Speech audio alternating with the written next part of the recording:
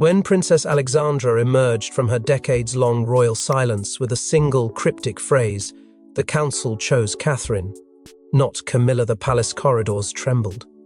What had been dismissed as royal folklore was now violently reawakened. A hidden power structure, a council unknown to the public, and a decision that shattered Camilla's aspirations before they ever took form. Before we go deeper into what this really means for the royal family, make sure to subscribe so you don't miss a single update. For decades, Princess Alexandra had remained one of the most discreet and stoic members of the royal family. Rarely seen at the center of controversy, her presence had always been one of grace and subtlety.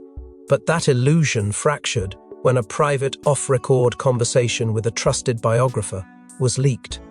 A single sentence captured on audio, barely above a whisper, set fire to Buckingham's tightly controlled narrative. The council chose Catherine, not Camilla. The voice was unmistakably hers. The gravity behind those words, devastating, not just for what they revealed, but for what they confirmed: that far beyond the media circus and public spectacles, there existed an inner circle, powerful enough to shape the monarchy's future without ever being seen. The phrase "the council" hadn't surfaced publicly since the early 1960s, and even then, it was buried in veiled references. But Alexandra's mention carried clarity and intent. She wasn't speculating, she was confirming. The very concept of such a council, rumored to predate Elizabeth II's reign, had long been dismissed as royal myth, a convenient fantasy to explain sudden shifts in protocol. Yet Alexandra's tone, calm but cloaked in something almost mournful, carried the finality of truth. "It was never meant to be Camilla," she said again when prompted off camera. There was no hesitation, no ambiguity, just a direct assertion that behind the regal handshakes and smiling portraits, Camilla's ascent had always been an illusion, carefully tolerated, not endorsed. The media response was instant and chaotic. Royal correspondents scrambled. Editors were warned by palace intermediaries not to air the full recording. Whispers emerged of legal threats and sealed injunctions. And yet, within hours, fragments of Alexandra's revelation had escaped into public consciousness, circulating in encrypted circles and exclusive press briefings. For the first time in decades, the monarchy's internal scaffolding, the one the public was never meant to see, was exposed. But the most jarring moment came when Alexandra explicitly linked Catherine to the council's inner decision-making process. Not as an observer, not as a passive subject of favor, but as the chosen one. Questions began swirling louder than ever. Why now? Why would Alexandra, now aged and long removed from day-to-day royal influence, choose this moment to speak? Was it the result of a deeper discontent, or a carefully timed disruption meant to pave the way for Catherine's eventual reign? The silence from the palace only deepened the intrigue. Catherine, serene in public, offered no acknowledgement. Camilla, meanwhile, cancelled 2 minor engagements with no explanation. Something was unraveling, and it had begun with a whisper from the shadows. But to understand the weight of Alexandra's words, we must go deeper into the vaults of silence, where the council first gathered to decide the future queen. Buried within royal archives marked Appendix Windsor 4 lies evidence of a group known only as the Crown Chamber, a royal council operating beneath the surface for over a century. Their purpose? To preserve the monarchy's future through clandestine deliberations, even if it meant superseding the sovereign's will. To understand Alexandra's chilling declaration, we must first look beyond the crown jewels, past the gilded carriages and televised processions, and into the stone-chilled chambers of Windsor Castle. There, behind layers of handwritten codes and sealed pages, lies the tracework of a body few outside the royal bloodline have ever known by name: the Crown Chamber. It was not a committee, nor a modern advisory board. It was an organism ancient, adaptive, and ruthlessly silent. Born during the uneasy twilight of King George V's reign, the chamber was a creation born of fear. Fear of collapse, fear of scandal, fear that the visible monarchy could no longer be trusted to preserve itself from within. From that moment on, the sovereign's word was no longer final. Not behind those locked doors. Made up of 9 select individuals at any one time, its composition was anything but random. a cousin of the monarch, usually one who had never been tabloid fodder, the Archbishop of Canterbury, or his direct delegate, a military mind, often a Lord of Admiralty or high-ranking strategist, and the others discreet nobles, historians, and keepers of unwritten laws. They answered to no one, yet lived under an invisible oath. They met in the shadows, their decisions carried out not by signature, but by suggestion so subtle it felt like fate. When Queen Elizabeth walked into her first briefing, years before her coronation, the chamber was already watching. Their communications, once exposed through a hidden cache of coded letters labeled Clarion protocols, reveal a chilling blend of formality and forewarning. The language is cold, deliberate. Monarchs were subjects of continuity, consorts, external variables, children, pending assessments. In one chilling entry dated 1936, Edward VIII's abdication is referred to not as crisis, but as Chamber Response 6B activated. These were not advisors, they were quiet engineers tightening bolts behind the curtain, and always out of sight. Their meetings, according to leaked fragments and anonymous aides, never took place at Buckingham Palace, too exposed, too watched. Instead, Windsor Castle's cloisters became their sanctuary.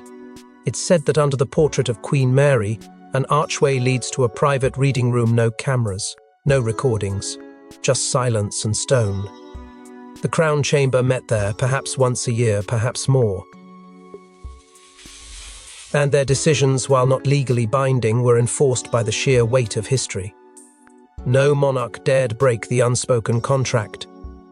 And yet, despite their reach, their decisions were not infallible, they were deeply human.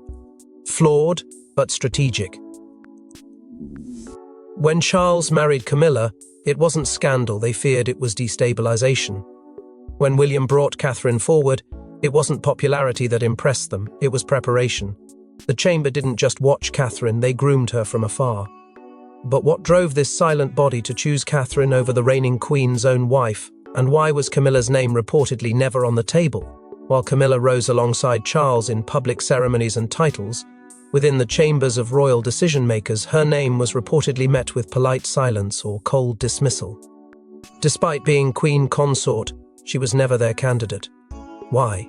And who ensured her exclusion from discussions that shaped the monarchy's hidden future? Behind the carefully staged portraits and curated royal appearances, there existed a divide no one dared name aloud. To the world, Camilla had been fully integrated, draped in royal honors, listed on ceremonial orders and titled as queen consort. But within the crown chamber, where appearances mattered far less than legacy and lineage, her presence was treated with caution, even discomfort. Internal council notes, now partially leaked through Appendix Windsor 4, referred to her as externally legitimized but structurally unqualified. That phrase, buried among dozens of evaluations, revealed everything. Camilla may have won the acceptance of the monarch and the headlines, but she had not and would never secure the quiet nod from the keepers of continuity. The issue was not merely personal, it was systemic. Her non-royal bloodline was a sticking point from the beginning. Born into privilege, yes, but not into royal expectation. Worse still, her entry into the royal fold had come with years of public scandal, moral condemnation, and divisive press. The chamber saw not a bridge to the future, but a threat to tradition. They viewed her relationship with Charles not as stabilizing but corrosive. In meeting after meeting, her name came up only as a concern, not as a candidate. In one noted remark from a Crown Chamber summary, a senior member asked, "Will time soften her image or deepen the fracture?" The answer, it seemed, had long been settled. Among the most vocal objectors, according to archival testimonies, was none other than Princess Alexandra herself. She reportedly made it clear in a pre-2010 vote that Camilla should never occupy the symbolic seat of matriarchal authority. Her reasoning? The crown needed to be wrapped in something purer, quieter, less complicated. A counterpoint to Charles, not an extension of his battles. But perhaps the most decisive blow came not from the living, but from the dead. Notes discovered among Prince Philip's personal collection. include phrases underlined with clinical finality, disqualify from succession influence, consider optics, consider endurance. Though Charles deeply respected his father's judgment, there's no sign he challenged it behind the walls of the chamber. Some choices were simply accepted. Still, Camilla was no fool. She sensed the frost beneath the handshakes. Her efforts to connect with Alexandra yielded nothing but ceremonial politeness. She tried to leverage charity events and private audiences to gain favor, but every door she pushed seemed pre-fitted with a quiet lock. Council-eligible members offered her the nod of respect, never the reach of alliance. And all the while, the public saw something entirely different. Smiling photos, joint appearances, titles bestowed. But those titles, in the chamber's eyes, were ornamental. They didn't reflect trust. They didn't reflect succession. Camilla's face appeared on every official program, her name stitched into every coronation robe, but her future in the monarchy's inner construct had already been sealed off, not in anger, not in rebellion, but in absence, in omission. And omissions, especially within the crown chamber, are louder than condemnation. But as Camilla faced quiet resistance, Catherine was already walking the path the council had drawn in invisible ink. Long before she was queen-in-waiting in the public eye, Catherine had already passed the trials of the council. From her poise at university to her silent resilience under media siege, every move was observed, noted, and quietly affirmed. She wasn't just accepted, she was cultivated. The world watched Catherine's early years beside William as a romantic fairy tale, a commoner stepping into royal destiny. But beneath that polished surface, a far more calculated process was quietly unfolding. In 2006, deep within the files marked under Project Clarion, Catherine's name was entered not as a subject of curiosity, but as a candidate for future matriarchal anchorage. That phrasing alone revealed everything. She wasn't being assessed for her charm or appearance. She was being measured for endurance, discretion, and ideological compatibility with the monarchy's survival code. According to those same internal papers, Catherine's academic background, social behavior, and family structure were reviewed in depth. But it was her silence that marked her. In a world eager for attention, Catherine's refusal to speak publicly, her decision to remain unknowable, was her strongest asset. The first significant sign came when she received an invitation to an event, never publicly recorded, a private dinner hosted by Princess Alexandra and the Duchess of Kent. No cameras, no press, no trace. What transpired inside was not a social visit, but an evaluation.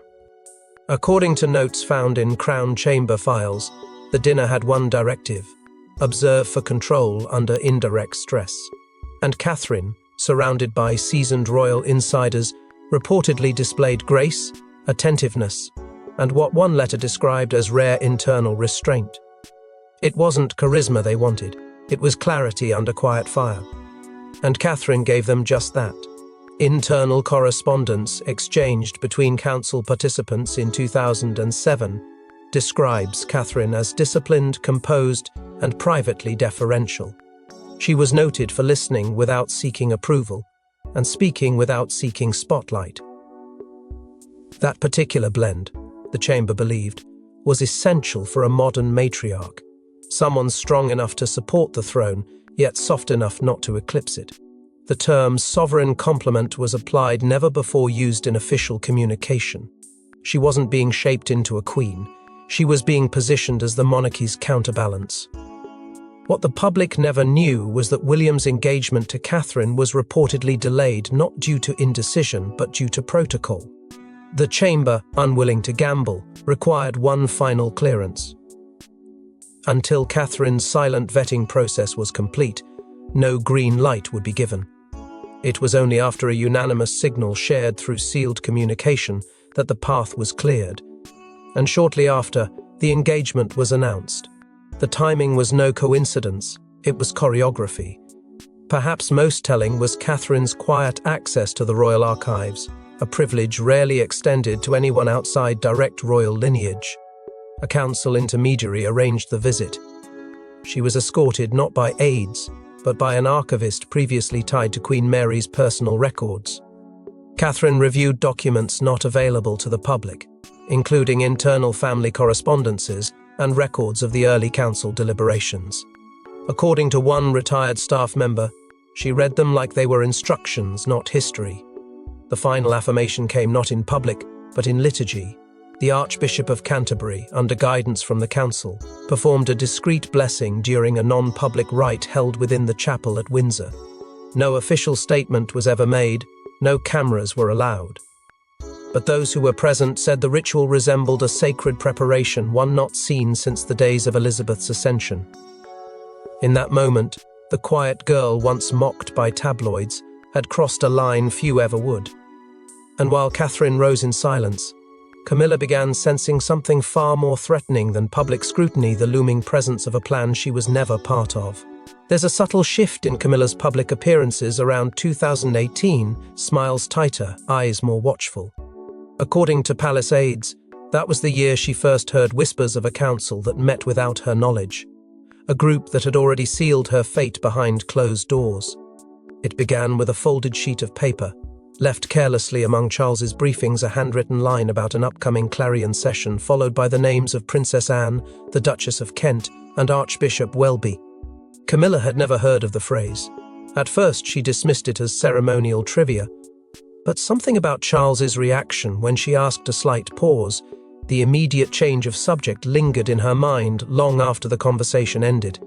Days later, she quietly asked one of the senior aides about the phrase. His response was telling: stiff posture, forced politeness, and the evasive answer, "That's not something I'm authorized to discuss, Your Majesty." The title didn't matter. She'd hit a wall. The growing silence around her began to feel heavier, as if she were navigating a home built for someone else. Seeking clarity, Camilla turned to the only voice who could dissolve the fog, Queen Elizabeth herself. But even there, she found no ground. In what was described as a chillingly brief exchange, the Queen reportedly told Camilla, "Matters of internal standing are not yours to carry." It wasn't anger. It was dismissal. It wasn't cruelty. It was closure. And beneath the surface of that polite phrasing, Camilla understood what had truly been said. She was not part of the lineage that mattered behind the veil. From that point on, something in Camilla's demeanor began to change. At public events, particularly those that featured Catherine, her previously warm expressions gave way to something more distant, colder, watchful. What palace staff once described as a partnership front between the two women slowly morphed into something frostbitten.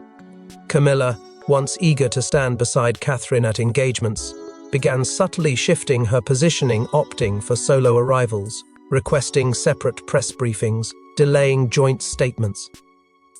The divide was growing, invisible to the public but deafening behind palace doors. Behind the scenes, her frustration had found new targets. Secret tensions with Princess Anne and the Duchess of Edinburgh intensified.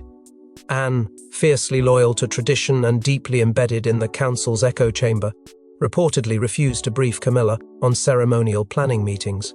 Sophie, usually a quiet ally, stopped replying to Camilla's personal notes altogether.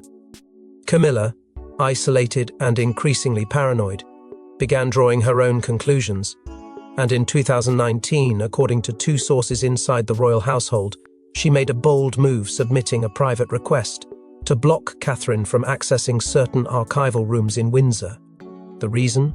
Preservation of hierarchy and control of narrative, the document read. The request was denied within hours. Still, the act spoke volumes. Camilla wasn't fighting for authority anymore. She was fighting for presence, for relevance, for a place at a table that had never been set for her. And as the months passed, the whispers of Clarion sessions grew louder, always held away from her, always without her name included. A ghost council that dictated reality from the shadows.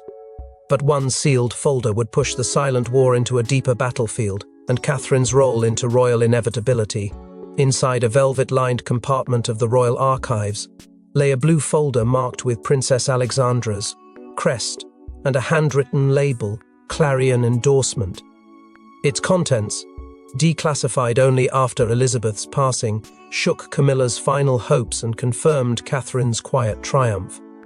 For years, its existence was rumored but never confirmed, just another myth whispered among those close to the inner sanctum of Windsor's archival shadows. But following the Queen's passing, when ceremonial gates opened and protocol loosened for just a breath of time, the blue folder surfaced like a ghost finally ready to speak. It wasn't discovered by accident, it was retrieved on instruction. According to internal sources, its emergence had been meticulously timed, in accordance with an agreement between Alexandra and the royal advisory keeper, one forged long before the world realized the transition of power had already begun behind closed doors.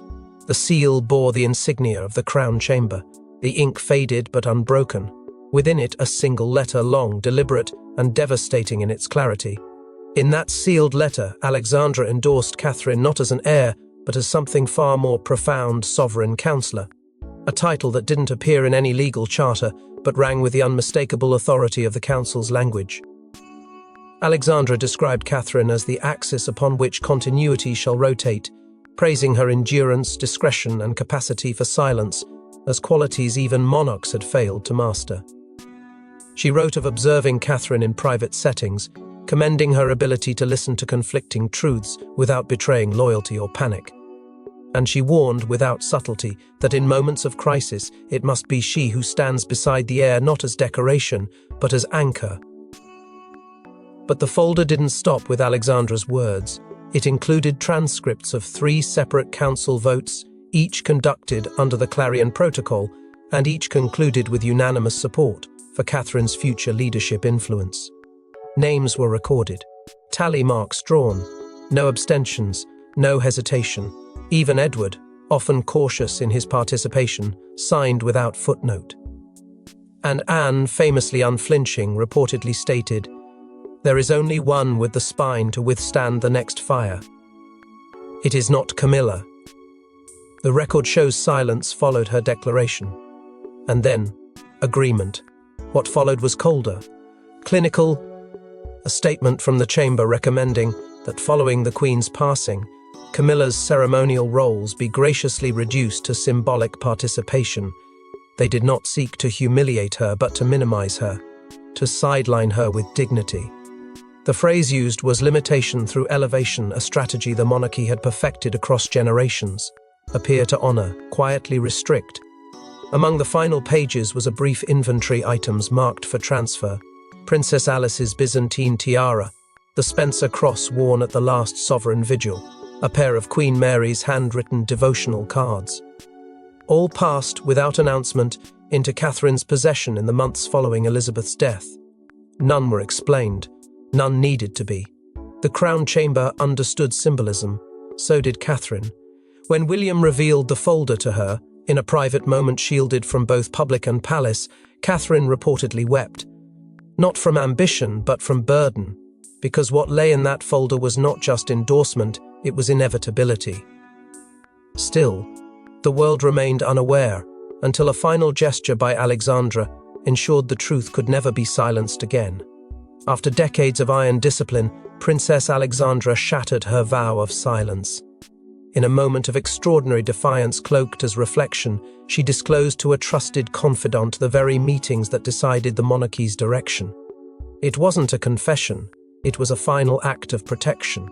The recording was never intended for the public, it was made in the privacy of a quiet drawing room, handed over on a flash drive and labelled with a single word, Clarion.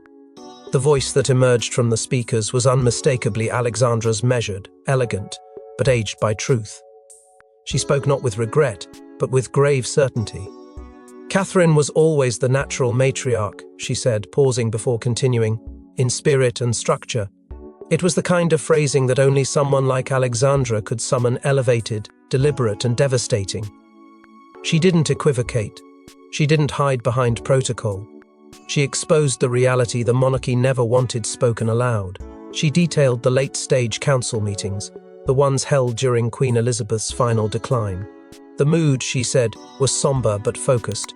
The weight of continuity hung heavy over every chair. Alexandra described long pauses, silent votes, the subtle but unrelenting pressure to make the right call not just for optics, but for endurance. We needed someone who could weather the storm without becoming the storm, she said quietly. Catherine was that someone. Her words weren't emotional, they were architectural, a blueprint of trust, built over years, and woven through her recollection was a growing urgency, a fear she confessed only in this recording. Without Catherine's stewardship, I feared the monarchy would hollow from the inside out. Then came the confirmation that sent shockwaves through those who heard it. Camilla, Alexandra said, was never raised for vote. Not once. Not in preliminary assessments, not in post-Elizabeth succession briefings. She spoke of Prince Philip's standing objection, how his early declarations had closed that chapter before it could begin. Alexandra didn't linger on it. There was no cruelty in her tone, just a finality sharpened by duty. Camilla's fate had been sealed long before anyone realized. The world had accepted her position. The council never did. Near the end of the recording, her voice wavered not from doubt, but from the weight of inevitability. She recounted her final moments reviewing the Clarion documents, her last visit to the Royal Archive chamber, and the way her hand shook as she placed the blue folder into the vault. And then she said the line that would later echo across whispered circles of the palace. It had to be her. No elaboration, no footnote, just 6 words that marked the end of decades of silence. But even Alexandra's voice couldn't halt the consequences for Camilla. The revelation became an unspoken exile. There was no crown, no procession, no broadcasted celebration, but make no mistake, Catherine was coronated long before the public ceremony.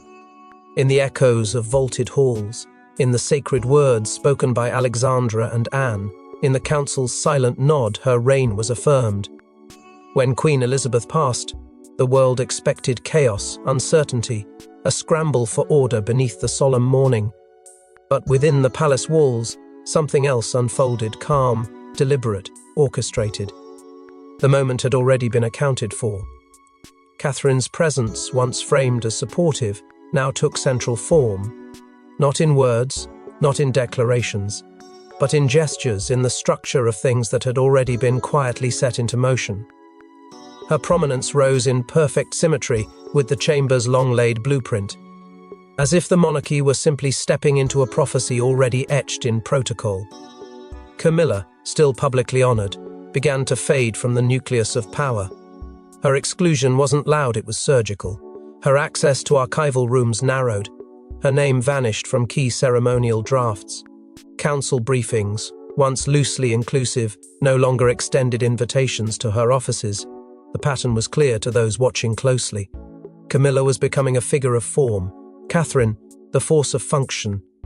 Internal palace communications confirmed it. In a document circulated weeks after Elizabeth's death, Catherine was listed not as Princess of Wales, not as Queen Consort in Waiting, but as Royal Guidance Liaison, a term never before used, a role never before acknowledged in public. But in the Crown Chamber's lexicon, it was equivalent to a sovereign shadow, someone not holding the throne, but guiding it from within. William, ever cautious, made one quiet statement to his closest aides during that period: "We're only following what was already written." That phrase alone revealed everything. The path was not being invented, it was being remembered. Catherine's first public address following the Queen's death stirred the nation, but it wasn't her composure that held weight. It was her wording. No mention of power, no claim of status. Instead, a phrase whispered across royal and clerical circles: "In guardianship, not in command, I stand." Those who understood the council's language knew what that meant. She wasn't asserting herself as ruler. She was stepping into the space the council had carved for her, the unseen sovereign, chosen to hold the crown's integrity in moments of darkness. And then there were the symbols, subtle but deliberate. She wore Princess Alice's Byzantine tiara to a closed ceremony at St. George's. She carried Queen Mary's devotional cards in her private vigil. She began using Windsor blue stationery marked not with her public crest, but with a single emblem Clarion seal. These choices weren't explained to the press. They weren't meant to be. They were signals, not announcements. Affirmations, not invitations. Those who were closest to the truth didn't speak it aloud. They didn't need to. Catherine had already been crowned by decision, by duty, by design. Yet for those who knew the truth, the question was no longer if but when the world would understand the full cost of this quiet coronation. Now, with Alexandra's passing and Camilla's influence receding, the full truth begins to emerge. The woman history may call Queen Catherine was not simply crowned by public consensus, but by an ancient order committed to protecting the crown's soul, in secret, in silence, and without applause. In the days following Princess Alexandra's funeral, a document emerged from her private collection. Long rumored, long feared, a draft memoir titled Clarion from Within. Though never formally published, its contents were verified by those closest to the royal archive. In it, Alexandra left behind a chilling yet reverent chronicle of the Crown Chamber's influence over the last 60 years.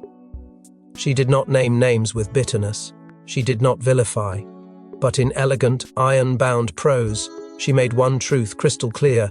Catherine had not been lifted by chance, but selected by lineage of spirit, proven through silence, and anointed by a council whose reach outlived sovereigns. This wasn't about rebellion, it was about preservation. Catherine's role in stabilizing a fractured monarchy became impossible to ignore. Her modernization of court functions, digital transparency efforts, and quiet restructuring of ceremonial weight all aligned with early council recommendations buried in Appendix Windsor 4th. This wasn't a coincidence, it was continuity in motion.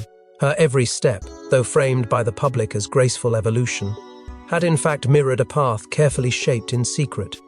Where Camilla faltered in securing permanence, Catherine thrived by embodying restraint.